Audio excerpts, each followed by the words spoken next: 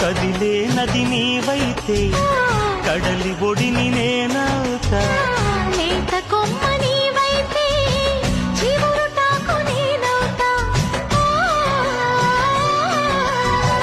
కొంటె అలవు నీవైతే కంటి పాప నేనవుతా. వాన జల్లు నీవైతే పూల ఋతువు నేనవుతా. మోగుతోంది సన్నాయి ముద్దు ముద్దుగా, విచ్చుకుంది పున్నాగ వెచ్చవెచ్చగా. పరవశము పరవరము మరు జన్మకు స్వాగతం.